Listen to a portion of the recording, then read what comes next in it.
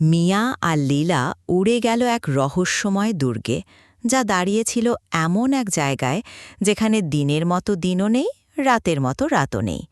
আকাশটা ছিল সব সময় নরম বেগুনি, আর দুর্গের দেয়ালগুলো ক্ষীণ আলোয় মৃদু করে জ্বলজ্বল করছিল।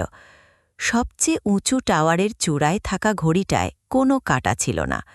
হঠাৎ ছোট্ট একটা নীল রূপালী প্রাণী, গায়ে ছোট্ট একটা কেপ, সামনে এসে দেখা দিল। আমি টক, সে বলল।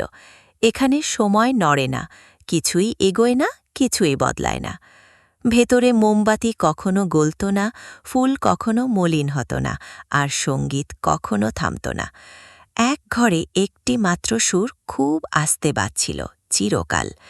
এটা সুন্দর, মিয়া বলল, তবে একটু মন খারাপের মতো। টক মাথা নাড়ল। আমরা একটুখানি বদল চাই। মিয়া সেই কাঁটাহীন ঘড়িটা খুঁজে পেল। সে আঙুল দিয়ে ঘড়ির গায়ে ছোট্ট একটা সূর্য আঁকল, তারপর ছোট্ট একটা চাঁদ। ঘড়ির মুখটা জ্বলে উঠল। প্রথমবারের মতো করিডোরগুলো দিয়ে মৃদু বাতাস বয়ে গেল।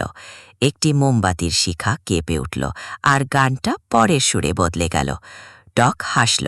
এখন আমরা জানি মুহূর্তগুলো নড়তে পারে, ধীরে হলেও। বাইরে বেগুনি আকাশে সোনালি আভাসের ছোট্ট একটা ইশারা দেখা দিল, ধীর সূর্যোদয়ের মতো।